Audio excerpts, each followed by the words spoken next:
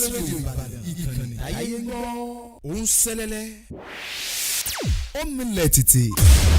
Success rédíò Ìbàdàn ìkànnì ayé gbọ́. Òun sẹ́lẹ̀lẹ̀ ó milẹ̀ títì. Success rédíò Ìbàdàn ìkànnì ayé gbọ́. Òun sẹ́lẹ̀lẹ̀ ó milẹ̀ títì.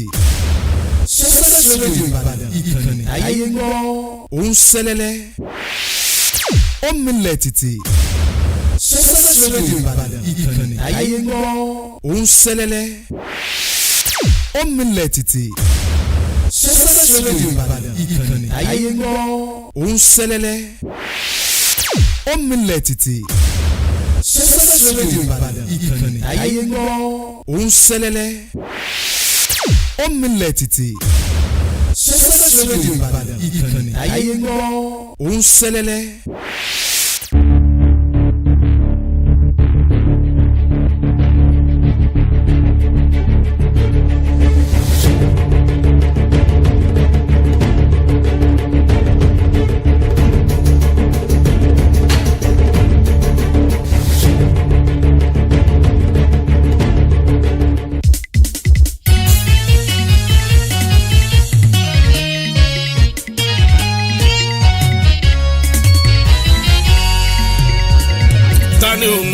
Fuji music orin ni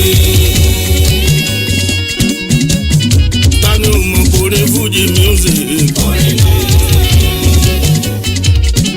orin Síkírù Àyìndé Àgbájé Barrister orin ni orin Síkírù Àyìndé Àgbájé Barrister orin ni orin kò ní tàyìn lámì kébé kò wára orin ni.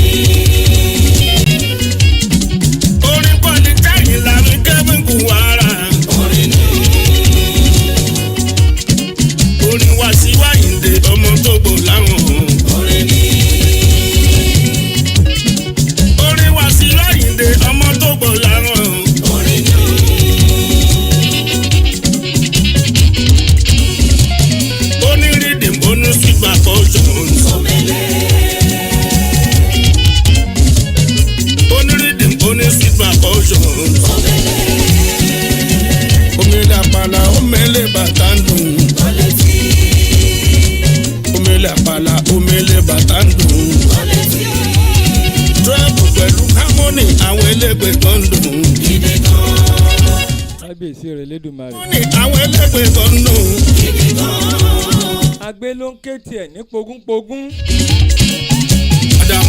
Àlùkò ló ń ké tiẹ̀ ní pọ̀gbọ̀npọ̀gbọ̀n.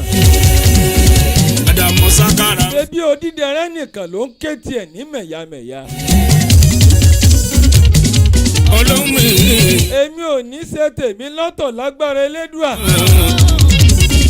Ṣebí wọ́n ní àgbájọ ọwọ́ la fi sọ̀yà. Ọba àtúnì. Bẹ́ẹ̀ ni àjèjì ọwọ́ kan ò gbẹ́rù dórí.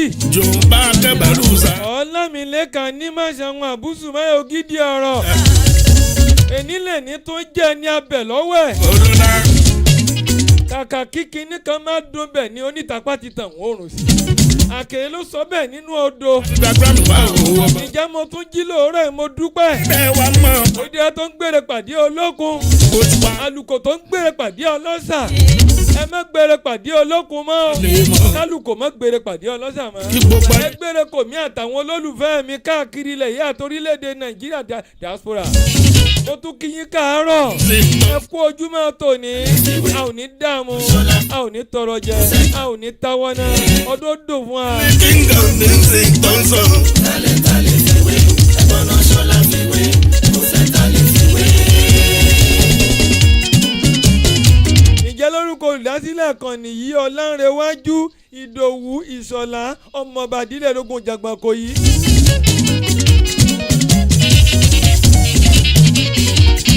Amashahun kẹ́sì if you don't know. Ọ̀bọ̀nrín ló ṣùpá, ẹ̀bẹ̀rẹ̀ ojú tó pawó, ọ̀bọ̀nrín ló ṣùpá. Amashahun kẹ́sì if you. Bẹ́ẹ̀ ni àtọmọjú ọ̀rẹ́ mi Abdul-Lateef Okunola. Ọ̀bọ̀nrín ló ṣùpá. Pẹ̀lú amúgbálẹ́gbẹ̀ẹ́ rẹ̀ tó skin bọ́ tó lágbára gan fàd.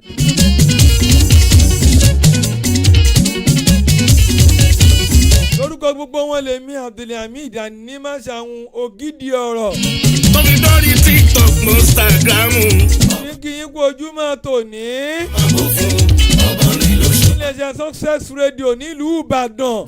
tóbi lórí TikTok Instagram. Success must be successful inshallah. wọ́n bó láyọ̀ ń gbòòrò. ẹ má ṣe iyèméjì tààràtà Success Radio lélẹ́yìí. kì í ṣe gbàǹtú ẹ̀yọ̀ bíi ti wọ̀ mọ́.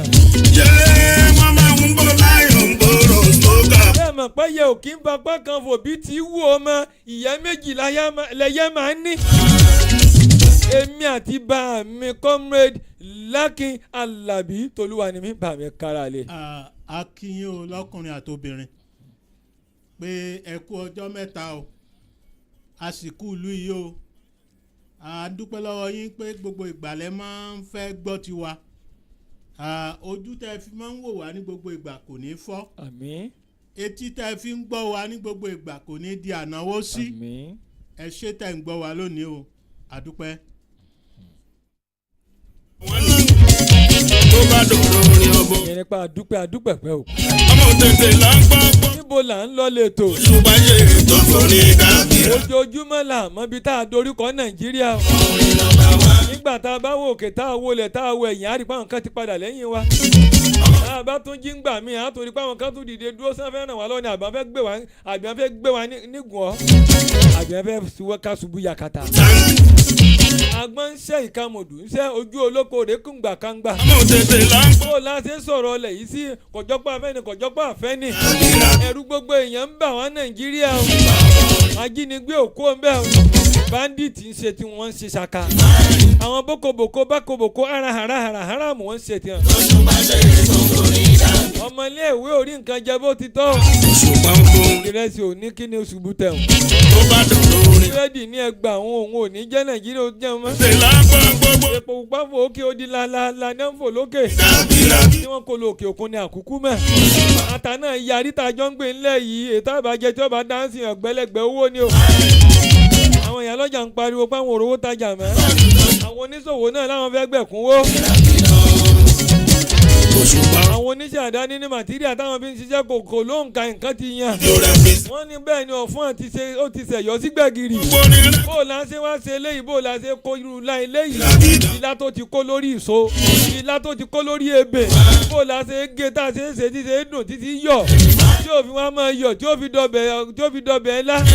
ó mọ̀ ga díẹ̀ lórílẹ̀‐èdè Nàìjíríà bó o la ti ṣe nǹkan mọ̀ yàn. ọ̀nà wo la gbà tá a tọ̀. àwọn ẹran lọ́gbọ́lọ́gbọ́rọ́ tí èsì ẹran tó ní kìmí tó ní tan gidi. wọ́n ti gbówó lé gbogbo ẹlẹ́gbẹ̀rún mọ́ ni. màálù tí ò tiẹ̀ mọ̀ ya rẹ̀ gan mọ́ tó yẹ kókó mójú dì ní wọ́n. òun náà ti di mílíọ̀nù máa lọ́wọ́. wọ́n ń sọ̀rọ̀ owó bí ẹni sọ̀rọ̀ pépà. oníkàlùkù wá ń ṣe tiẹ̀ àwọn bọ́gẹ́ bá a ṣe ran. ẹni tí ó ṣèkà ń ṣèkà ẹni tí ó ṣe ika ń jẹ̀ka. àmọ̀ ṣe nǹkan Nàìjíríà níbo la ti tọ́ ilé ìpínlẹ̀ kí kó sí níbo la kó gbà. ẹjẹ́ tún yẹ̀wò láàárọ̀ ìmọ̀ tó dé. èmi àti bàbá mi ti dé sórí ètò láàárọ̀ yìí. a máa gbé lọ́kọ̀ ìjọ̀kan. àwọn tán làwọn ń ṣe wá tán tún àwọn ń gbà wá. nínú àwọn náǹsì nìyẹn National Assembly. ṣéka ni wọ́n ní àbí ka. nǹkan mẹ́ka jẹ̀ka ni àbí mẹ́ka máa jẹ̀ka. nǹkan mọ̀ yẹn. àwọn èèyàn orí kà ìjẹmọ́nù kà torí pé bábẹ́rẹ́ fẹ́ jẹ̀ka nílé ọlọ́kà lónìí. ọ̀ jẹ̀ka kò ní ọlọ́kà ni. ọ̀rọ̀ tí wọ́n á di bàbá báyìí bó la ṣe gbé gbà. ọ̀rọ̀ ti di bó la ṣe ṣe é. bàtà ti já ó dì kalẹ̀ báyìí. okùn ti já ọrùn ti já. bó la ṣe ṣe gbogbo ẹ̀ tí fi bọ́ sójú ẹ̀. bẹ́ẹ̀ ni ọ̀pọ̀lọpọ̀ ń kígbe. àwọn tó sìkì bẹ́ẹ̀ ni wọ́n gbọ́nà ọ̀run lọ. àwọn tí ó sàárẹ̀ bẹ́ẹ̀ ni wọ́n gbádùn. ó lé Nàìjíríà bó la fẹ́ ṣe é. bó la ṣe tó tí ó fi tò. a fẹ́ tu àwọn kan ń dàrú. bó la ṣe fẹ́ bọ́ lójú ẹ̀. ọmọ wa ga díẹ̀.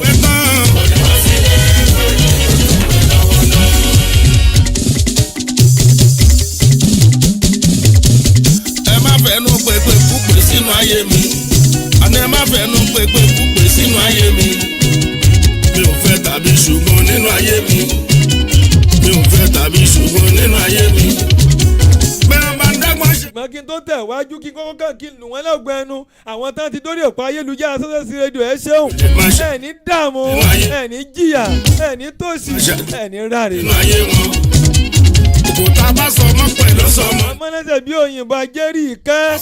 ajé òfìlè rẹ sòde. ajé òfòdẹ̀dẹ̀ rẹ sọ̀dẹ̀. ajé òní wájé ti gbà kọ̀. kò bá gidi ẹ̀yìn sórí ọ̀tá mi.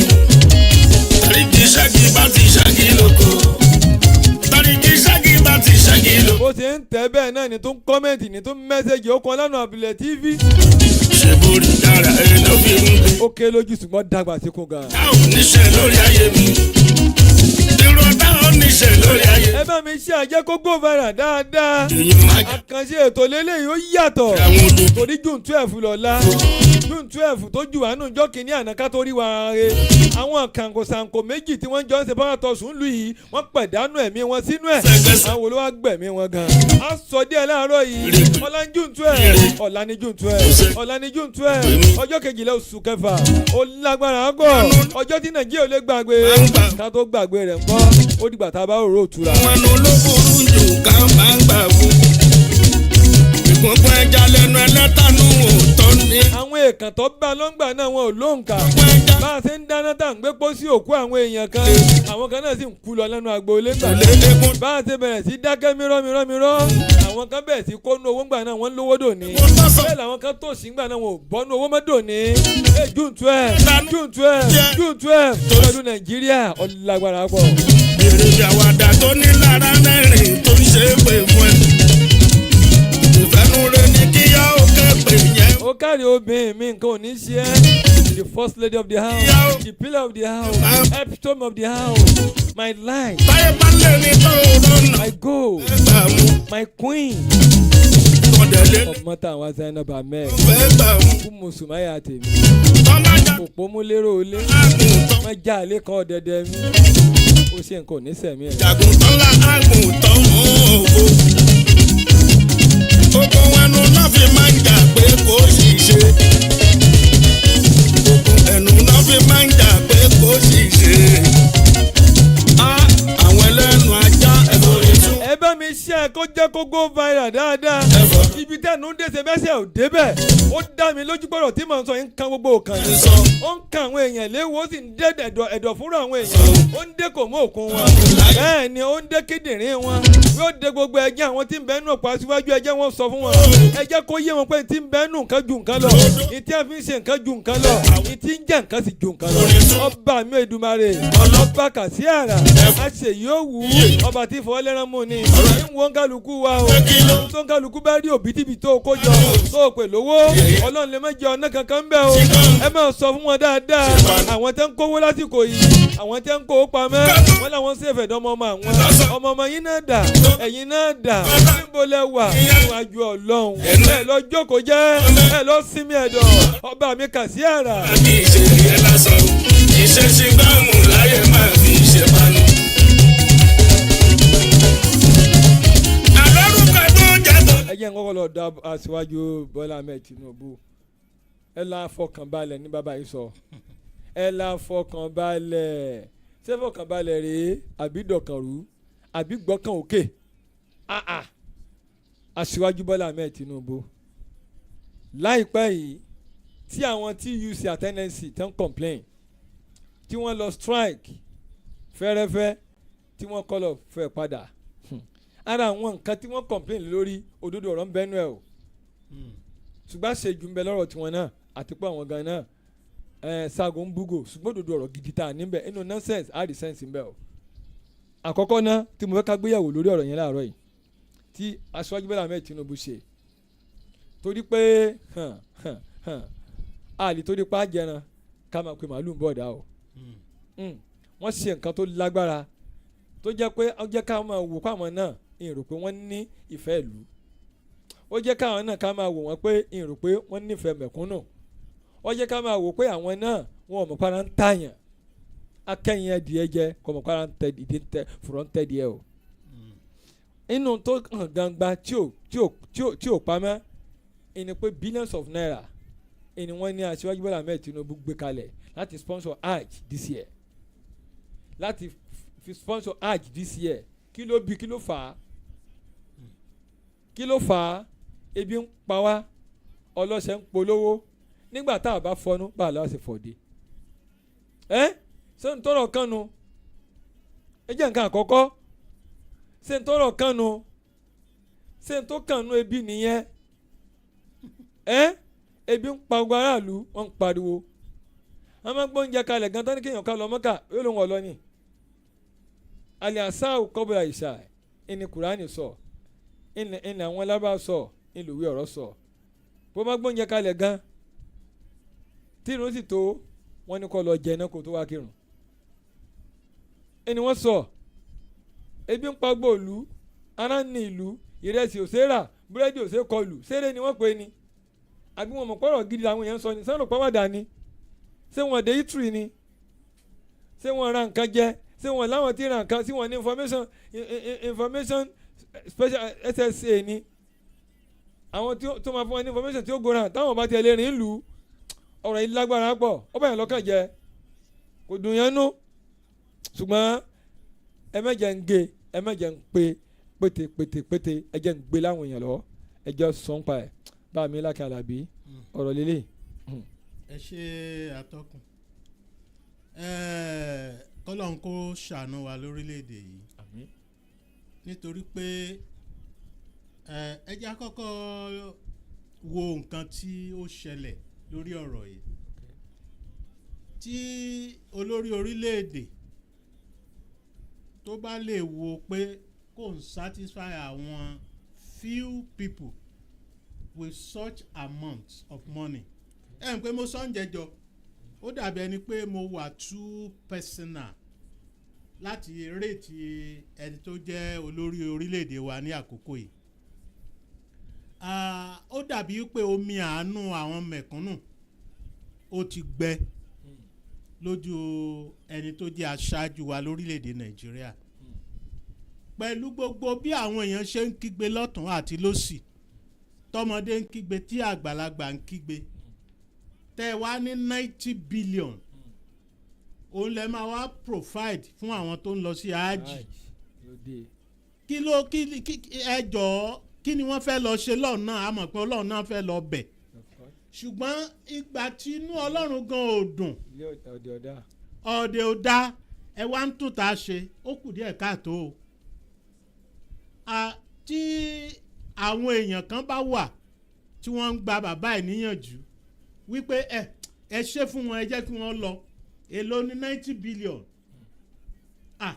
pẹ̀lú gbogbo nǹkan tó ń bẹ ní Nàìjíríà lónìí 90 billion tó ń bá inject ẹ̀ sí economy Nàìjíríà is a lot ó máa ní nǹkan tó máa ṣe dáadáa wípé kí wọ́n kàn jù sí afẹ́fẹ́ bẹ́ẹ̀ yẹn bí ìgbà téèyàn ju ẹran sí ológbò ó ní eléyìí rí àwọn oore tí ò ní ìtẹ́wọ́gbà níwájú Ọlọ́run ni nítorí pé àwọn èèyàn gan tó yẹ kán mójútó wọn mójútó wọn but àwọn few let us satisfy them ṣé wọ́n bá satisfy àwọn yẹn ṣé wọ́n satisfy Ọlọ́run Bíbélì tá máa ń ka ọ̀rọ̀ Ọlọ́run mo dẹ̀ mọ̀ pé ó máa wà nú Al-Quran náà ó ní àwọn tó bá ń rotí olùpọ̀jù èèyàn bíi Ọlọ́run ni wọ́n nígbà tí ebi ń pa ará ìlú tẹ́ wá kó 90 billion sílẹ̀ not just 90 million billions of naira tó bá jẹ́ pé agricultural sector ní wọ́n bá inject owó sí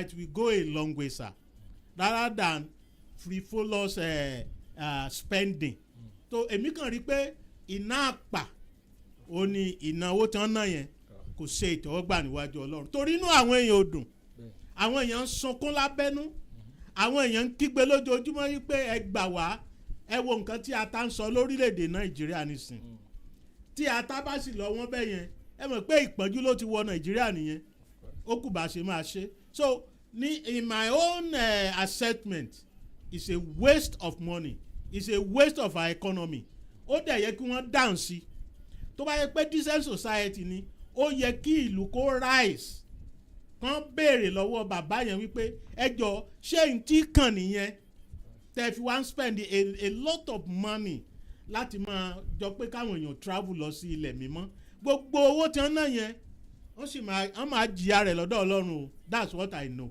because inú àwọn èèyàn ò dùn àwọn èèyàn ò rẹ́rìn-ín lù ú ẹ wá sọ wípé àwọn péréte kan kẹ́ ẹ lè dùn wọ́n nínú is it compulsory wọ́n lè sin ọlọ́run a lè sin ọlọ́run ní anywhere now wọ́n tún kó ẹ̀ṣẹ̀ sí ọrùn àwọn èèyàn yẹn gan tún ni because kò ṣe ìtẹ́wọ́gbà níwájú ọlọ́run torí inú àwọn èèyàn ò dùn so ó jẹ́ nǹkan tí mo lè sọ is a waste of our economy a waste of resources diverting our money to a wrong side ẹ̀ṣẹ̀ níwájú ọlọ́run tó dá gbogbo wa ní orílẹ̀-èdè tẹ́ bá rò wípé kò sí nǹkan táwọn èèyàn lè ṣe mẹ́wàá ọlọ́run lè ṣe o gbogbo nǹkan tẹ́yẹ̀ bá dẹ̀ ń ṣe ló ti wà ní àkọsílẹ̀ nígbò báyà wọ́n máa bí ń léèrè nígbà tí ẹnikẹ́ni ò lè síbẹ̀ ẹni tó ṣe ẹ̀dá yín tó ṣe ẹ̀dá àwọn mẹ̀kúnnù tí ebi ń pa tí ìyà ń jẹ lọ́wọ́lọ́wọ́ báyìí tí wọ́n rí ọ̀nà àbáyọ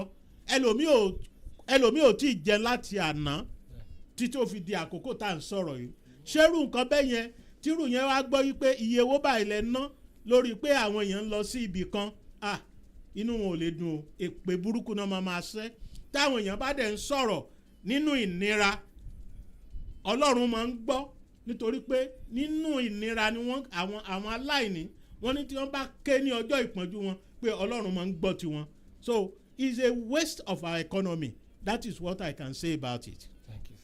èèyàn China mi bẹ́là èèyàn Mr. White tí ń jẹ́ mọ́ṣúdì. pẹ̀lú ogun atótónu ẹ rí i pé ó yẹ ká ṣọ́ra gbogbo tá a bá ṣe pátá ẹ̀já sọ ṣe nítorí pé ká má tanra wa nǹkan tó lọ́wọ́ bá ń fẹ́ ọlọ́run fẹ́ràn àwọn mẹ̀kúnnù gan ìdígan púpọ̀ ìfìyàjẹ mẹ̀kúnnù nǹkan burúkú ni ìtọ́lọ́wọ́ ọba ọ̀fẹ́ kẹ́ ẹ máa ní àwọn tálíkà lára kẹ́ ẹ wá máa sọ pé ara àwọn èèyàn tí ẹ bá rán lọ ṣiṣẹ́ ilẹ̀ mímọ́ nígbà tá a gbọ́ lórí social media àwọn kan náà lára àwọn tí kò lè jẹ́ kókó wura rẹ̀ lọ ó lè jẹ́ ràn lọ ni tí ń pé Allahumma tuwintuli tutulu tí ọmọ kankan tuwibule afa ló fẹ́ wí tuwitu nígbà tí ọmọ do tuluntu ní sọ lọ́hùn tuluntu kọ́mọ́dò ọlọ́run lọ́wọ́ ibi tó gbà dé ọ̀hún so kò lè jẹ́ kówó lọ ó ṣe wàhálà mílíọ̀nù mẹ́jọ mọ́ ni kó wá jẹ́ pé tuluntu ní ọlọ́mọ wílọ̀n tuluntu so ó ga kọlọ́n gógé ọ̀kú gbà wá. kó wá bí kó wá sọ ta ló lè sọ pé ó mọ kó wá bí kó wá wí. ta ló lè sọ pé ó mọ kó wá bí kó wá sọ ta ló lè sọ pé ó mọ kó wá bí kó wá wí. ṣẹlẹ̀dẹ̀ ló lè sọ pé ó mọ kó má jìra mẹ́rẹ̀ ta ló lè sọ pé ó mọ kó wá bí kó wá wí. ṣé gbogbo ajá ló lè sọ pé ó mọ kórìgbẹ́ kó má jẹ́ ta ló lè sọ pé ó mọ kó wá bí kó wá wí. ìjọbi mú tí mú sìgá borí ṣìnà wá ṣe ta ló lè sọ pé ó mọ kó wá bí kó wá wí. ìjọbi mú tí mú sìgá borí ṣìnà wá ṣe ta ló lè sọ pé ó mọ kó wá bí kó wá wí. ìfàjọ̀gbọ̀n jẹ́jẹ́ ló ń lọ òṣónú lè jẹ́ ká ta ló lè sọ pé ó mọ kó wá bí kó wá wí. ìfàjọ̀gbọ̀n jẹ́jẹ́ ló ń lọ òṣónú lè jẹ́ ká ta ló lè sọ pé ó mọ kó wá bí kó wá wí. ṣùgbọ́n Ọlọ́run ló mọ ohun tẹ́nìkan kò lè mọ̀ tó pamọ́. Ọlọ́run ló mọ ohun tẹ́nìkan kò lè mọ̀ tó pamọ́.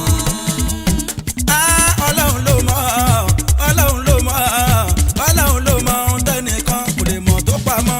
Ọlọ́run ló mọ ohun tẹ́nìkan kò lè mọ̀ tó pamọ́. Kedere ni lójú Ọlọ́run ọba mi òkè.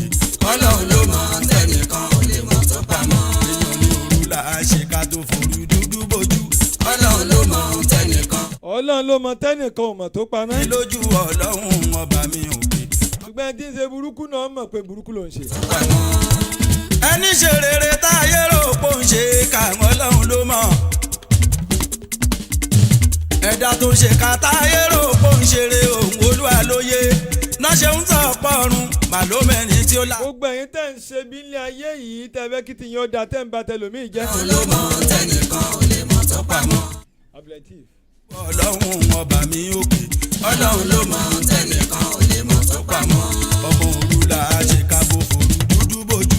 Ọlọ́run ló mọ tẹnìkan ò lè mọ̀ tó pamọ́. rántí pé kedere ni lójú Ọlọ́run ọba mi òkè. Ọlọ́run ló mọ tẹnìkan ò lè mọ̀ tó pamọ́. for example òkú ẹnìkan tó ti sin fógún ọdún tó tún wá wù tí yóò jẹrà. táráyé lè wá sọ wípé èèyàn rẹ ni ẹgbọ́n náà ṣó ní tán òṣèlú rẹ ní abẹ́ níbí. for example òkú ẹnìkan tọ́tí sí fógún ọdún tọ́tú wáwù tí yóò jẹrà ẹjọ́ táráyé dẹ̀ wá sọ wípé èèyàn rẹ̀ ni ẹ̀yìn gbọ́ná ṣonítàn òṣèlú rẹ̀. ẹ jẹ́ n tún lọ báyìí kí n béèrè léyìí. ṣe rí bó ṣe yé mi ni pé. gbogbo alẹ́ ẹja jọ dẹ́tílẹ̀ nǹkan ẹ̀ tó gbọ́ mi. bó ṣe yé wọ́n tó sọ. èmi ò tiẹ̀ mọ̀ bóyá sátánì gan ti jókòó sórí àpèrè nàìjíríà. sọ pé ká ní ṣù. àwọn kan máa kówó bí ẹni kó pépà. owó yẹn náà nítumọ̀ lọ́dọ̀ wọn mọ́. bẹ́ẹ̀ ni ní ọ̀sẹ̀ tó kọjá. bí bó ṣe yé mi ni pé ó kọjá. ìròyìn kankan jáde lójijì sí wa. wípé èèyàn rẹ̀ ni ló tún ṣe yẹ lómi. wọ́n ní minister of budget ní nàìjíríà. ìyẹn ni pé minister nípa ètò ìṣúná ní nàìjíríà. wọ́n kàn gbé jáde ni pé ẹ wá gbọ́ o ńgbà tó wọ́n gbé gbogbo ẹ̀ jáde nípọ̀rí ọdún tẹ́ẹ̀mọ̀ káriwo tẹ́ẹ̀mọ̀ fẹ́ dùn léyìn jẹ́ o tẹ́ẹ̀mọ̀ dùn léyìn ẹkú gbọ́n tó ṣẹlẹ̀ báyìí o. wọ́n ní kí ló dé minister ẹ sọ̀rọ̀ ó ní ní tí ó ṣẹlẹ̀ ni pé àwọn ti ná 814 billion fún old national anthem táwọn sọ di new national anthem báyìí. 814 billion bó ti sọ tán báyìí àwọn ìyá kan sì dákú nù ilé. 814 billion kìí ṣe million o bílí ni o kìí ṣe mílí o àwọn béèrè pé kí ni ẹ fowó yẹn rà national anthem yẹn ti wà nílẹ̀ ó ti wà constructed from 1960 àwọn òyìnbó ló construct ẹ̀ àwọn náà voice ẹ̀ àwọn ni wọ́n gbé kalẹ̀ fún wa ẹ̀ka tó lọ bí 1960 gan ẹ̀rí bí wọ́n ṣe kọ́ tá a sì gbà mọ́ wọn lẹ́nu gbà náà àwa gbé tí a kalẹ̀ a gbé tàwọn òyìnbó láti gbà náà àwa la fẹ́ lò padà sí wọn ní 814 billion kí ni wọ́n rà sọ́nà ta ni àbọ̀n rẹ̀ po sí guinea ni àbọ̀n rà pákó kò yé mi o. tijó. bàbá mi sọ sílẹ̀ náà ká tó bọ́ sínú fídíò. ọ̀rọ̀ yìí pa mí lẹ́rìn because ó wà lábẹ́bù nígbà tí wọ́n kọ́kọ́ fatom kìíní yìí national anthem yẹn kí ni èlò ni wọ́n ná ń gbà yẹn ẹ jọ ṣé torí pé ọ̀rọ̀ yìí kò ṣeé sọ torí pé ọ̀rọ̀ tó tini lójú ni nígbà tẹ́ ẹ bá ní torí pé ẹ fẹ́ reprocreate national anthem ẹ fẹ́ modify rẹ̀ ó dà pé stanzas mẹ́ta ló ní báyìí èmi ò tiẹ̀ fẹ́ mọ̀ torí pé kò fún yàn ní ìwúrí as a bona fide members of Nigeria citizen as a citizen of Nigeria kò wúyàn lórí pé kí gọ́ọ̀mẹ̀ntì tó wà sensible tí gọ́ọ̀mẹ̀ntì tó ní concern for citizenry kí wọ́n wá jókòó kan máa sọ wípé close to 900 million làwọn ná fún kíni àwọn wo ni wọ́n ná fún billion ẹjọ́ kíni wọ́n ná sí close to 1 trillion nítorí ti sustain economy wa to a particular so this government is a wasteful government they are very wasteful àwọn serap wọ́n máa challenge wọn but they won't answer because they believe that they are not answerable to anybody wọ́n dẹ̀ ti gbàgbé yìí pé ńgbà tán fẹ́ ṣe oath of yes nígbà yẹn ní 29 May wọ́n ní àwọn ò mọ̀ pa òfin Nàìjíríà mọ́ are they obey the law of the land now wọ́n ti torí pé sà ṣe rí n tó máa ń dùn mí ní orílẹ̀-èdè ni pé òfin wa ó wà so porous ó cover àwọn olówó kò cover àwọn mẹ̀kúnnù so that is the problem we have ká ní a nation I remember a particular country in Africa tó jẹ́ wípé president wọn their former president they recall him torí pé ó kó àwọn owó kan jẹ ó ní àwọn ilé kan níbì kan ó ní àwọn investment níbì kan ṣe gẹ́gẹ́ and he was jailed ibì kan wà there is another country tó jẹ́ wípé president wọn they flog him like a criminal person wọ́n lẹ̀ báyìí ni so ẹjọ́ sí ojú òtí àwọn leaders wa àwọn rulers they are not leaders they are rulers I keep on calling them rulers not leaders because a leader should lead and give example to people that are coming behind. But àwọn eléyìí wọ́n believe wípé àṣẹmọ́lù àtòbímọ́ṣe báwí òun làwọn eléyìí. So wọ́n believe pé kò sẹ́ òfin tó lè mú àwọn. How can a sensible government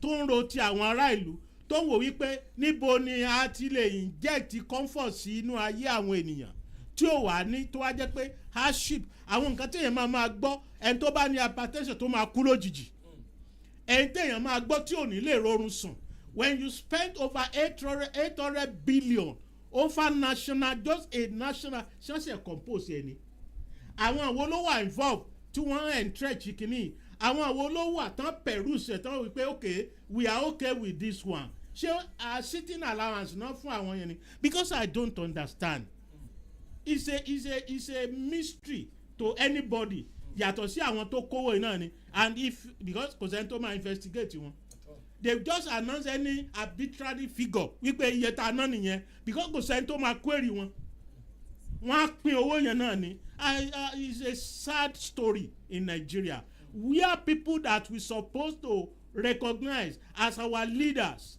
as our honourable they are doing dishonourable things so it's a whipping state tó yẹ pé ó yẹ káwọn èèyàn máa sunkún ni ó yẹ kán lọ bá wọn ní National Assembly or wherever tó wà involved kí wọ́n sọ òkú pa wọ́n ní this is very unbecoming wọ́n lo ọdún kan ẹjọ́ sí wọ́n fẹ́ gbé gbogbo àpò Nàìjíríà gbẹ ni nígbà tí wọ́n bá mú kí àwọn èèyàn kan wà devastated spiritually physically economically materially tí ò sí improvement in the life of everybody ẹjọ́ kí ni ta ni ń jọba lé lórí so in my own opinion ni pé irú National Assembly wherever they represent ó yẹ kán close ẹ̀ dání and people have been clamoring wípé sitting allowance ló yẹ kán máa fún wọn kí ni wọ́n ń jókòó lé lórí they were reading this morning out of 109 senators tani only 80 plus nìkan ló ti move wípé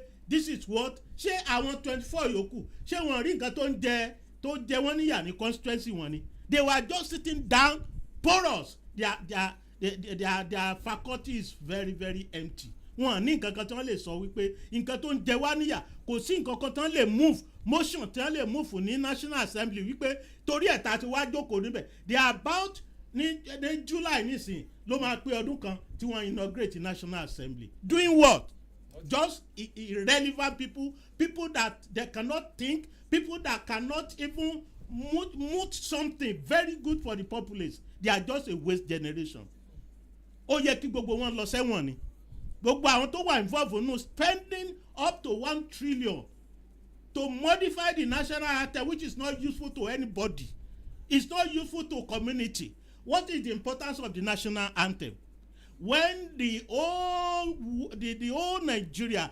a greater part of Nigerians are really suffering this is a great problem for us that nobody can solve until something happens when a capital punishment is entrenched in our constitution a criminal code wa tán bá lè modify rẹ̀ pé anybody that stole should be killed or should be executed publicly ẹ rí i pé àwọn èèyàn sit down but with this type of development tá a ṣe ní báyìí sir kò sẹ́ni tó lè débẹ̀ tí ò ní jalè sir because kò sí nǹkan tó máa guide ẹ̀ wọ́n á máa jalọ náà ni but people have forgotten that anybody can die anytime gbogbo nǹkan tó kójọ yẹn nísìn sir kò sí ẹni tó máa lò àwọn ẹlòmíì kó nǹkan ọjọ́ tó yẹ pé àwọn family wọn gan wọn mọbi tó wà I don't know why people are so insensitive that they will sleep one day they will die one day whether you have money whether you don't have money you must die it's inevitable because it's a debt that everybody must pay because ó wáyé ni ó dẹ̀ gbọ́dọ̀ padà lọ sẹ́lẹ̀dà rẹ̀ I don't know what wrong with our rulers not leaders because they are bad representatives they are bad leaders which is not encouraging anybody what is our tomorrow what is tomorrow of Nigeria what is tomorrow of the youth that are coming behind is zero they don't have future if this type of things continue for 4 years Nigeria will be drained and there will be no solution to it because anybody to bá lè sòótọ́. I remember I was listening to Sanusi, the new the new Kano, Emir of Kano, Sanusi, Lamido Sanusi. He was saying that we can't revisit our NNPC.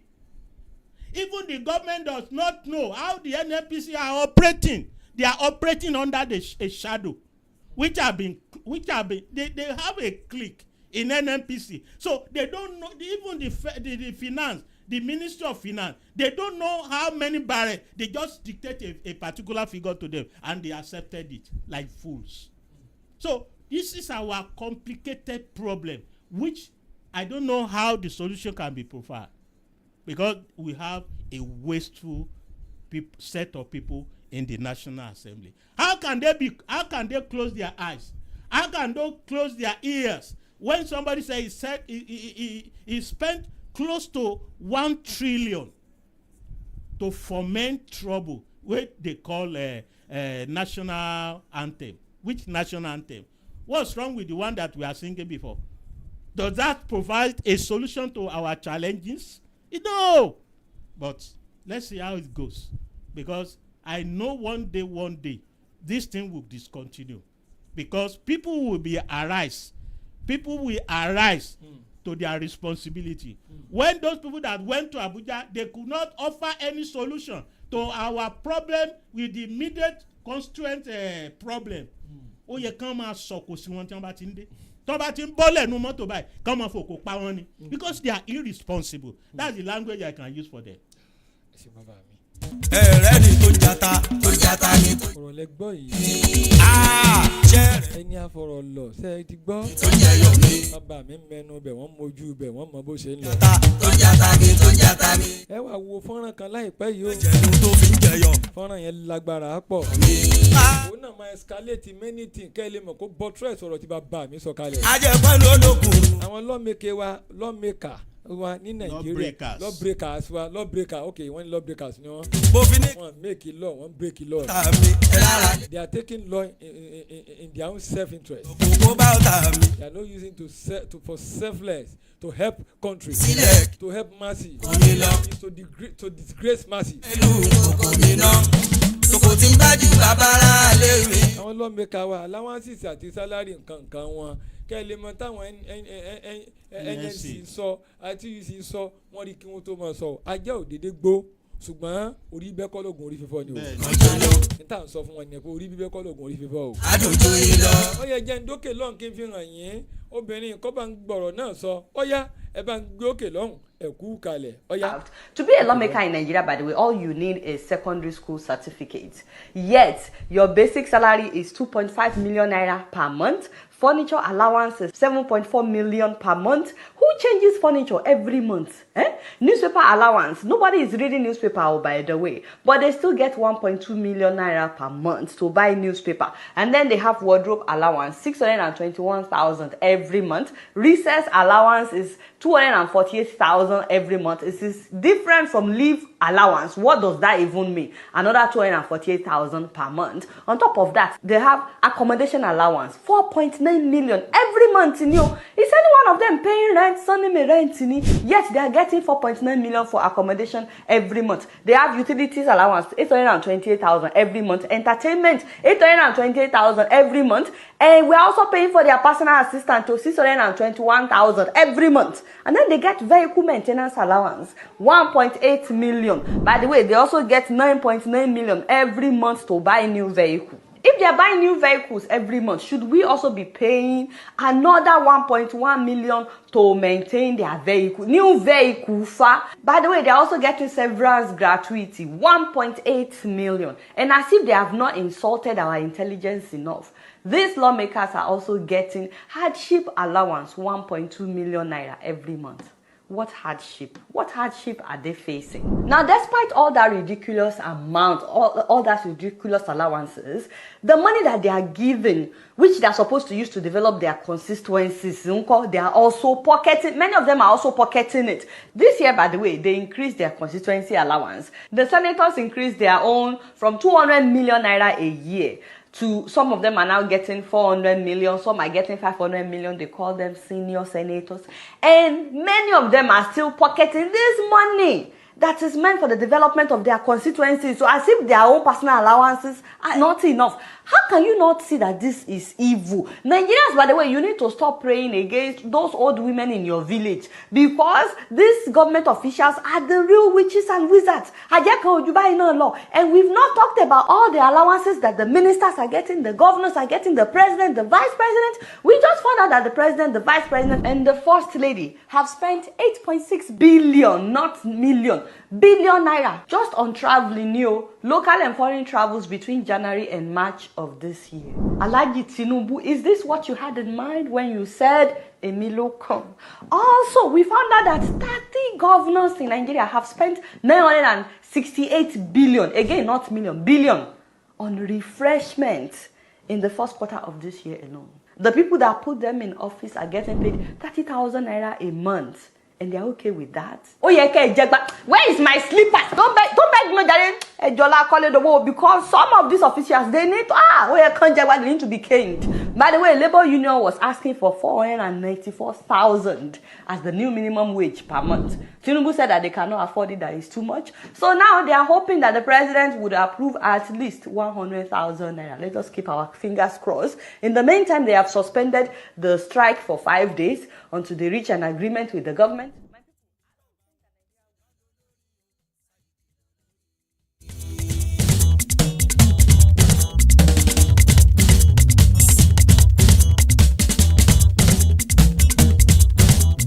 káàbọ̀ ṣe ti gbọ́ ohun tí mo gbọ́ sẹ́yìn náà ti rí ohun tí mo rí ṣe ti rí bó ṣe ń lọ orílẹ̀ nàìjíríà ṣé bó ṣe yẹ kó rí rèé ẹ wò bìtìbìtì owó abájọ tí wọ́n lọ sọ́hùn wọn kó sójà àti àtọlọ́pàá wálé wọ́n máa ti ń bọ̀ ní ọmọ tẹ́lẹ̀ kó ìkà ikò sẹ́nitọ̀. kò síbikíbi tí mo rè tèmi ò ní fọwọ́ sọ̀yà ọmọ nàìjà máa ní mí. ẹ̀yin representative ta lẹ́ ń represent ta lẹ́ lọ sojú lọ́hùn ṣe lọ sojú wa àbẹ́ lọ sojú àwọn àlìjànú àbáwọn ohun àbọ̀rọ̀ náà gi ọ̀rọ̀ yín ò yé a. tèmi ò ní fọwọ́ sọ̀yà. níbo lẹ́ ń kówó yìí sí ṣé ń kó báwọn àlìjànú àbáwọn ọ̀rọ̀ náà gi. to defend our unity uphold our honour and. láti defend àwọn mẹ̀kúnnù defend wa èsì lẹ́ ń rí àwọn mẹ̀kúnnù jẹ. mi ò ní fọwọ́ sọ̀yà ọmọ nàìjà máa ní mí. accommodation allowance 1.9 million. ilé wo lẹ̀ ń gbé ṣe fẹ́ kọ́lé tuntun ni every month wá ní o. tèmi ò ní fọwọ́ sọ̀yà. research allowances 248 million. 248 million kí ló dé. uphold our honour and glory kò síbikíbi tí mo rè tèmi ò ní. entertainment allowances ìyẹn náà ń bẹ́ẹ̀ tó ga ìtàlẹ́fẹ́ entertain tàlẹ́ ń gbà lálejò àwọn àlejò náà báwọn olóńgbò. to be faithful loyal and honest kò síbikíbi tí mo rè. hardship allowances níbo ló gbà lé mọ́ yín kí ló lé mọ́ yín tẹ́ ń gba 1.9 million hardship. afro Nigeria ni mo ṣàyè wa. constituency allowances 200 million 400 million 500 million fáwọn senior senator ta ló fún yín senior. Oh my God amalaka ọ̀nà dàgbàjàgbà sí yín lánàá sàré senior senior inú ìyá inú sàré. ẹjọ́ yẹn burúkú ó ṣe jọba ìlú ó ṣe bí ìkọ̀rọ̀ yàrá táwọn alátìlẹyìn. first lady 4.8 billion lọ́fíìsì rẹ̀ first lady ẹ wá ní aláfọkànbalẹ̀ ẹ láfọkànbalẹ̀ tí n tẹ́ mí nìyẹn. olórí la máa ń ṣìyàn o ó dẹ̀tún lẹ́jọ́ nílùú tó lù kúrò mí ló sábàámọ̀ tábà. aṣíwájú bọ́lá ahmed tinubu 968 billion refreshment kí lè refresh oh god ọlọ́run o mo mọ̀ pé inú sàárè ọlọ́run ti ṣeun àwọn tí ń bẹ́ẹ̀ bẹ́ẹ̀ lágbára bá gbogbo àwọn ẹ̀dín kankan wọ́n ń dúró dè yín bẹ́ẹ̀ ẹ̀ ń refresh aburú ẹ̀ lè refresh inú sàárè mo jẹ́rìí àwọn kankan àwọn tanpẹ́pẹ́ ìran kankan Awólọ́wọ̀ dà wọ́n ti jẹ́ Akínlóye dà wọ́n ti jẹ́ Akíntọ́lá dà wọ́n ti jẹ́ ẹrù obodò dà wọ́n ti jẹ́ Nami Azikiwe dà ó ti Sick of Africa ó ti lọ wọ́n ti jẹ́ Shehu Shagari ńkọ́ wọ́n ti jẹ́ Yaradua tó ṣe dáadáa ńkọ́ wọ́n ti mú Muritala Muhammed ńkọ́ wọ́n ti jẹ́ Túndé Ìdí Àgbọn tó ṣe dáadáa ńkọ́ wọ́n ti jẹ́ ooo àánú yìí ṣe mí. jẹ́ nílùú Naija ìmí àṣẹ dáadáa àkókò ṣe délẹ̀ o ìmí ò ní ṣe dáadáa tó lórí ṣiṣẹ́ ní ìwà àtẹ̀tọ́ ṣe díẹ̀ àtẹ̀tì kò ṣe rárá ìlú bá kígbe wípé ìjọba rú ẹ̀ ò dá èmi ò ní sọ́rùn. Bámilákin Alábí Tolúwa ni mi ọ̀rọ̀ náà rèé ọ̀rọ̀ ní obìnrin sọ̀kalẹ̀ yìí kẹ́ngbẹ́kẹ́ngbẹ́ owó rèé ẹ̀rù sì ń bá yẹn bí yẹn bá gbọ́rọ̀ owó gan èèyàn ó dàkú kó tó owó nǹkan dé ẹ sọ lórí ẹ̀.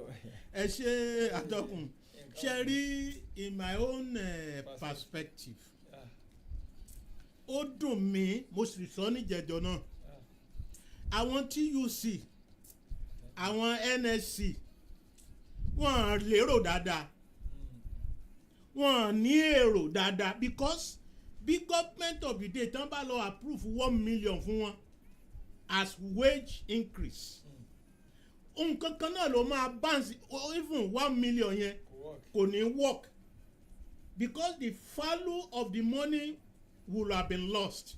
How? n tó yẹ kán jà fún tó yẹ kó jẹ́ main kíní wọn there are 2 points. Ó yẹ kán jẹ́ kí gbogbo ìlú tó yẹ ṣe pé wọ́n gbé bẹ́ẹ̀ yẹn àwọn ìlú bá dìde sà àwọn tàǹdìtàǹdì aláìgbọràn burúkú olójú kòkòrò tí a kó sí National Assembly yẹn dishonourable members tán wà bẹ́ẹ̀ many of them ṣe báwọn kan náà ni wọ́n ti náwó láti gbà tí ọdún kan ti fẹ́ pé ní July tí wọ́n inaugurate wọ́n á náwó rí oorun náà ẹ̀ mọ̀ sùn wọ́n á dẹ̀ gbé agbádá bí àlùbọ́sà wọ́n máa gbé sọ́rùn pẹ̀lú fìlà burúkú kan tí wọ́n gbé sórí. Irú yẹn ló yẹ kí NSC àti TUC kí wọ́n fight against wípé no enough of this cheating ẹ̀ ń cheat wa ẹ̀ dẹ̀ fi hàn wá wípé yes tá a bá cheat yín kí lè fẹ́ ṣe. Ìyẹn gan ló yẹ kán hammer jù so that the little they pay at the end of the month á mọ wọn lọ́wọ́ and you know anything tó bá approve now ẹ rí i pé gbogbo nǹkan prices tó máa go up ni cost of living máa wà ó yẹ kí wọ́n fún government lọ́rùn wípé àní price control must be established and entrenched. If those things are done, sir, Nigeria will smile again. Because we continue to weep and weep every day without any comfort and solution from anybody. Bámú ikú wọn dẹ̀ máa bẹ́ náà ni because nígbà tí táwọn èèyàn bá ń ṣépè fún wọn àìsàn burúkú tí ò ní ìwò tí ò ní solution ló máa ṣe wọ́n because èpè yẹn máa mú wọn ẹni tó ṣépè nínú anger wọ́n ní inú ebi sà èpè yẹn máa dá kò sírú oògùn tó lè ṣe kò sírú àdúrà tó lè mọ̀ kò sírú àwọn òyìn tó lè mọ̀ gbàdúrà fún ọ because òòró tí olùpọ́njú àwọn NSC they have missed it I keep on saying it wọ́n miss it totally because n tó ń tọ́mọ̀ fún yẹn if it is possible and government pay them wọ́n á rí i pé back to square one ni bí ìgbà téèyàn fún yàn lóúnjẹ tó fún lóògùn ìyàgbẹ́ oògùn igá n ló máa jẹ́ back to square one ni because the money will be meaningless but if they fight the correct fighting the populace will support them wípé àfẹ́ kínní ìmọ̀sẹ̀ ètè ń jí owó yìí àfẹ́ mọ́ how can a senator mi bóyá primary 6 level ló wà because of corruption ó dé National Assembly without contributing a particular motion for a whole year it's a bad thing irú àwọn èèyàn yẹ kan yọ wọ́n kúrò ní irú nǹkan yẹn ó yẹ kó wà ní constitution pé if you are there you cannot contribute to any motion or you cannot sponsor a motion within a particular social time some people should be sent back home irresponsibly àbí tọmọléèwé bá lọ léèwé tó fail ní promotion exam ṣé ó máa bá wọn promote ni he won't be promoted but ẹ wà ń bẹ ẹ kàn kàgbá this is the problem the NSC are missing. I keep on saying it they are it's a bad target wípé kán máa jà fowó ọ̀kọ̀wé ní àkókò yìí ata ò ṣe é rà mọ́ náà gàrí ò ṣe é rà mọ́ everything has become so scarce within the concept of Nigeria níbi tí Ọlọ́run ti favour wa tó yẹ pé tá a bá ju àgbàdo síbì kan even láì roko mọ́ ó máa spring up ó dẹ̀ máa mú èso jáde. How can we not think kí ló dé tó kí ló ṣe ọpọlọ wa ná? Irú eléyìí ló yẹ ká gbé dìde àtọmọdé àtàgbàlagbà ká became restless in this country ká make the governance ungovernable for these people because wọ́n á rí tiwa ro ìgbà tá a bá ti sọ̀rọ̀ wọ́n á tún mú jẹ wọ́n á tún ṣe nǹkan míì tó burú jùlọ without any solution. So èyí tí wọ́n ṣe yìí to me ẹ wo nǹkan tí arábìnrin yẹn ṣe look at the analysis how much a professor in the university ẹjọ́ èlò ló ń gbà kí ni take home professor. He has read throughout his life àwọn tí wọ́n kójọ àwọn olè tí wọ́n kóra wọn jọ yẹn ó yẹ ká dì pẹ̀lú wọn ni this is the point tó yẹ kí NSC kan gbèrú tó bá yẹ pé yẹn ni àjárò solicit ni tó sensitize àwọn public sà wọ́n á reverse àwọn pé ẹ mọ̀ wo àwọn people yìí náà ẹ mọ̀ jẹ́ ká bọ́ sọ́wọ́ wọn because tá a bá ẹ wo Abdu Ogbe láyé PDP gbà yẹn he said something wọ́n ní ẹ wò ó ẹ jẹ́ ká address the situation tó ń bẹ nílùú o torí ẹ̀ ní wọ́n ṣe yọ as a minister for agriculture there ó oversee a thing a leader should oversee the problem of the populace ó yẹ kí wọ́n lè mọ̀ wípé tá a bá ṣeṣe kínní yìí o mọ́tò gbẹ̀nukú ẹ̀ bá ra SUV tó jẹ́ akọ́tàmì sẹ́ẹ̀ni bọ́ọ̀lù ẹ̀nu SUV yìí ni sẹ́ẹ̀ni sùnù lé ni wọ́n á jóyin mọ́nú lé ni and look at what is coming they are inviting anarchy in the country if this problem is not properly addressed on time if it is not addressed totally ẹ rí i pé wọ́n ní lè wá sí sàlẹ̀ bíbá ẹ̀ mọ́ and before that period comes let the normal thing be done. Let the needful be done. Let the populace have confidence in this government. You say, okay, àti ẹni government tí wọ́n cater fún wa. But in this type of development, sir, ẹ rí wípé ntọ́ máa fúnra ara wọn òun náà ló máa fa iná léra wọn lórí because there is no solution on time if this type of thing continue without being a check. ẹ ṣeun bàbá mi. Dàfíní o lè kẹ́ni tó kọ́ wà. Dàfíní ká máa fi ohun tí ò dákọ̀ yìí kọ́ o lè kọ́ ọmọ láti. fi tí ọ̀dà kàn wá gan. àwọn tá a pè lólófin ẹ bá a ṣòfin gbòǹgbò òfin tá a ní wọ́n bá a ṣe wọ́n sì mú kí wọ́n kàn mọ́ gbogbo òlú lóṣù. ìkìlọ̀ ńlá lè yóò Dàfíní ìkìlọ̀ ńlá. láti kìlọ̀ fún wọn tó wọn lọ́rùn gbọ́ àfọlọ́ ni kó wá gbà á lọ́wọ́ wọn. o lè kọ́ ọmọ láti ti tó kàn ní. ọ̀pọ̀lọpọ̀ ọmọ ló ti ní wọn àìrí nǹkan jẹ́ ti sọ wọ́n di oníkó aṣọ́kọ̀. o fẹ́ jọ. oríṣiríṣi kátà jẹun kádà nǹkan kò ló ń kálukú ń bá káàkiri kò sẹ́ni tí ń jẹ balance diet mọ́. ìkìlọ̀ ńlá. diet ti máa balance ń gbé pé èyí tó yẹ kéèyàn ọ̀rà jẹ gan kò sí kókò gan kò sí rà mọ́ kókò ẹgbẹ̀rún 5 ni wọ́n ń ta kókò. mo wí tẹ̀mí lè ní oṣù.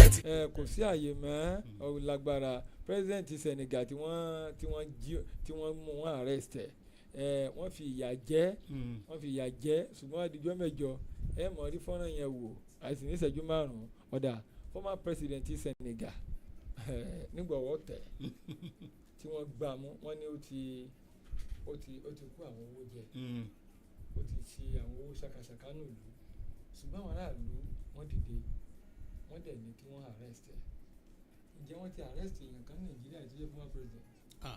ń bọ̀ immunity ni. tó tún kò lórí oyè náà. bó kò lórí immunity náà ṣe wá because ṣe rí Nigeria system lófin sẹ́ òfin wà o ṣùgbọ́n àwọn kan wà they are above the law of the land. pé president wa ẹ mọ̀jà expose wọn ẹ jẹ́ ká máa gbé lọ bẹ́ẹ̀ kí ló ń jẹ́ bẹ́ẹ̀ in a decent society because we are not in a decent society we are in a jungle we call Nigeria. Jungle. We are in jungle. Anybody does whatever he likes without being captured. That is our problem. ọmọọba Adéníran ọmọọba Adéòní Abọ́sẹ̀dé Adéòní Abọ́sẹ̀dé wọn lè kú iṣẹ́ o ìyá wa ẹ ṣeun adúpẹ́ láti Èkó ẹ ṣeun àti Èkó lẹ ti ń gba ẹ̀kọ́ àkété ìlú ọgbọ́n ẹ ṣeun adúpẹ́. nígbà tí Senegal lè ṣerú eléyìí àwọn kọ́ńtì kéékèèké tó kéré sí wa wọ́n lè wo pé ẹni ṣe tí ò dáa wọ́n dẹ̀ mú wọn discipline wọ́n ṣe bàtálíọ̀n ìyà fún wọ́n dẹ̀ ṣe tó tọ́ fún wọ́n gbé lọ sínú àhámọ́ ní Nàìjíríà kò ṣẹlẹ̀ rí amẹ́yẹ àwọn èèyàn tí wọ́n kówó lù kó gbọ́ ẹ̀mí wọ́n yẹn tó yan fanda wọ́n tó fowó yẹn wọ́n tó fi halẹ̀ máwọn èèyàn náà lù ó tún yàtọ̀ mọ́ fi sponsor àwọn èèyàn ẹ lọ dìbò ẹ lọ sí gbá ó mọ̀ tó fi sponsor àwọn èèyàn bí wọ́n tún gbàsọ wọn á dáṣọ wọn á tún máa kí á tún lọ́ mọ́ worship ẹ̀ wọ́n tún lọ́ mọ́ kí ránkà dédé ẹni tó kówó yín mi ẹ̀ tún lọ́ mọ́ dọ̀bálẹ̀ ẹni tó kówó yín fi ń ṣàyé oríṣiríṣi ilé oríṣiríṣi jet oríṣiríṣi àwọn aeroplane ọ̀rọ̀ yìí pẹ̀ka ó lágbára pọ̀ ṣùgbọ́n àwọn òpin lágbára ọlọ́run ó gbà wá yóò ṣàánú wa lórílẹ̀‐èdè yìí ó dọ̀wọ́ kó wá wá o. títa tó kọ́ màtá ẹkùn ló kọ́ pa láì lè gbé oúnjẹ bọ́ bá. kò ní jù báyìí lọ lónìí lágbára ọlọ́run lórí ètò níbo là ń lọ oníyan ṣe ọlọ́bẹ̀ ṣe ẹ̀yin tá a jọ jẹ́ àmọ̀ dúpẹ́ lọ́wọ́ yín. ẹni tó kàn wá wò la. bá a ṣe ń wọdún léyà lọ́ọ̀kan tó súnmọ́ yìí lágbára ọlọ́run àní ṣe pẹ̀lú bànújẹ́ aburú kò ní kọlù wá o àní fẹkún sọdún o lágbára ọlọ́run. ẹnìkan tó dá sí bàbá ọdẹ bá pẹ̀tùrẹ́ lé ó yẹ gbogbo ẹtù wá. pẹ̀lú orúkọ olùdásílẹ̀ kan nìyí ọlárẹ̀wájú ìdòwú ìṣọ̀lá ọmọọba adílẹ̀dógún jẹgbọn kò yí. ìgbà pàbàrà ló pa gbá. lórúkọ amójú ẹ̀rọ mi Abd.Latifi okùn ọlá. ó lè ka ẹni tó kàn wá o láàfin ní ó lè ka ẹni tó kàn wá láàfin ní ká máa fi ohun tí ò dákọ̀ yọ̀kọ̀ ó lè kọ́ ọmọlàkejì. láti gba àwọn tá a jọ ṣe ẹwà tó mi ajẹ́rì ìkẹ́ òṣègùn àdúpẹ́. tó mọ̀ pé máa lè dágbé oyé dẹ́rù tó mọ̀ pé máa lè gbé ọ̀rẹ́ mi dẹ́rù tó mọ̀ pé máa lè dágbé oyé dẹ́rù tó mọ̀ pé máa lè dágbé oyé dẹ́rù tó mọ̀ pé máa lè gbé ọ̀rẹ́ mi dẹ́rù tó mọ̀ pé máa lè dágbé oyé dẹ́rù tó mọ̀. olórí Ahmed Zainab ọmọọtí àwọn ọmọ Sùmáyà ọmọ ṣeun gan nǹkan ọmọ ní iṣẹ́ kò ní sàwọn ọmọ o. kó máa lè dágbé oyé dẹ́rù tó mọ̀ kó máa lè gbé ọ̀rẹ́ mi dẹ́rù tó mọ̀ kó máa lè dágbé oyé. ọmọọba Adéòmí Abọ́sẹ̀dé láti ìlú Èkó ẹ̀mọ̀ ṣeun gan ìyá àlùbáríkà ẹ̀ ní gbọ́mọ sí o. tún gbé ọ̀rẹ́ mi dẹ́rù tó mọ̀ kó máa lè dágbé oyé dẹ́rù tó mọ̀ kó máa lè dágbé oyé dẹ́rù tó mọ̀. gbogbo wa pátápátá ìjà ṣọ́ra ẹ má jà lọ rẹran tipátipá o ẹ má jà àwọn tí ó dá wàhálà rẹ gbèsè ẹ má jà lọ rẹran gbèsè tọrọdún ọlọ ayé ni ò ní tán wáyé o. kó máa lè dágbé oyé dẹ́rù tó mọ̀ kó máa lè gbé ọ̀rẹ́ mi dẹ́rù tó mọ̀ kó máa lè dágbé oyé. tó wọn ọmọọba Adéòmí Adéníran wọn ní àmì àṣẹ Ìdùmarè wọn ní ẹ ṣeun wọn ní akí Ọlọ́run kó má jẹ́ kó rẹ̀ wá bẹ́ẹ̀ ni o wọ́n ní akúgbà gbogbo ìyẹn ní gbogbo àni wọ́n ń wò wá táwọn wà pẹ̀lú wa ẹ ṣé o ọmọọba Adéníran láti ìlú Èkó Adéòmí ọmọọba Adéòmí láti Èkó Abọ́sẹ̀dé ẹ̀ ní dààmú.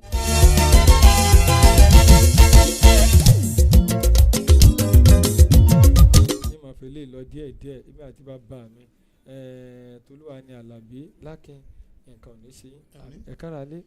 tó ẹ ṣé o fún ọjọ́ òní tẹ́ ẹ gbọ́ wa o bí ọdún tí ń súnmọ́ wa yìí ẹ jọ̀ọ́ ẹ jẹ́ ká fi sùúrù ṣe o bàbá rówó pẹran lọ́dún yìí á rí lọ́dún tí ń bọ̀ o ńgbà tẹ́mi bá ti wà then ẹ má jẹ́ ká da ìdọ̀tí sí ojú pópó wa o ní àkókò ọdún tá à ń ṣe yìí o Ọlọ́run yóò ṣe àánú wa o ẹ ṣé.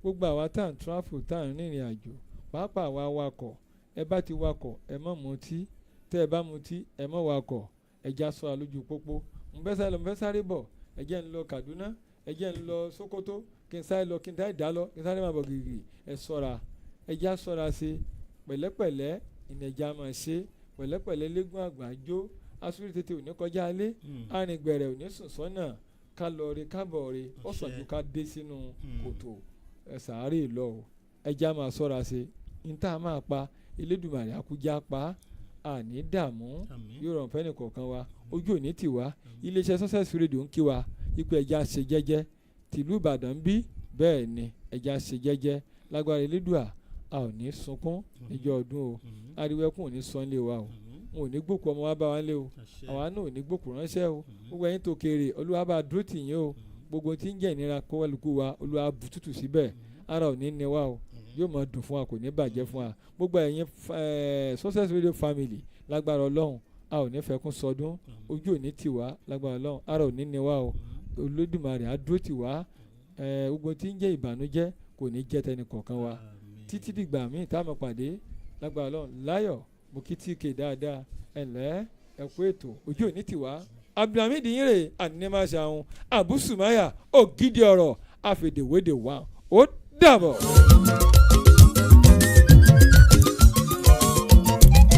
mọ́gbọ́n mi omi káwọn mi omi pẹ̀lámù láyé rí àní mọ́gbọ́n mi omi káwọn mi omi pẹ̀lámù láyé rí ẹgbẹ́ pọ̀ lójú omi. òun sẹ́lẹ̀lẹ̀ ó milẹ̀ títì sẹ́sẹ́ rédíò Ìbàdàn ìkànnì ayé ń gbọ́ òun sẹ́lẹ̀lẹ̀ ó milẹ̀ títì sẹ́sẹ́ rédíò Ìbàdàn ìkànnì ayé ń gbọ́ òun sẹ́lẹ̀lẹ̀ ó milẹ̀ títì sẹ́sẹ́ rédíò Ìbàdàn ìkànnì ayé ń gbọ́ òun sẹ́lẹ̀lẹ̀ ó milẹ̀ títì sẹ́sẹ́ rédíò Ìbàdàn ìkànnì ayé ń gbọ́ òun sẹ́lẹ̀lẹ̀ ó milẹ̀ títì sẹ́sẹ́ rédíò Ìbàdàn ìkànnì ayé ń gbọ́ òun sẹ́lẹ̀lẹ̀ ó milẹ̀ títì sẹ́sẹ́ rédíò Ìbàdàn ìkànnì ayé ń gbọ́ òun sẹ́lẹ̀lẹ̀ ó milẹ̀ títì sẹ́sẹ́ rédíò Ìbàdàn ìkànnì ayé ń gbọ́ òun sẹ́lẹ̀lẹ̀ ó milẹ̀ títì sẹ́sẹ́ rédíò Ìbàdàn ìkànnì ayé ń gbọ́ òun sẹ́lẹ̀lẹ̀ ó milẹ̀ títì sẹ́sẹ́ rédíò Ìbàdàn ìkànnì ayé ń gbọ́ òun sẹ́lẹ̀lẹ̀ ó milẹ̀ títì sẹ́sẹ́ rédíò Ìbàdàn ìkànnì ayé ń gbọ́ òun sẹ́lẹ̀lẹ̀ ó milẹ̀ títì sẹ́sẹ́ rédíò Ìbàdàn ìkànnì ayé ń gbọ́ òun sẹ́lẹ̀lẹ̀ ó milẹ̀ títì sẹ́sẹ́ rédíò Ìbàdàn ìkànnì ayé ń gbọ́ òun sẹ́lẹ̀lẹ̀ ó milẹ̀ títì sẹ́sẹ́ rédíò Ìbàdàn ìkànnì ayé ń gbọ́ òun sẹ́lẹ̀lẹ̀ ó milẹ̀ títì sẹ́sẹ́ rédíò Ìbàdàn ìkànnì ayé ń gbọ́ òun sẹ́lẹ̀lẹ̀ ó milẹ̀ títì sẹ́sẹ́ rédíò Ìbàdàn ìkànnì ayé ń gbọ́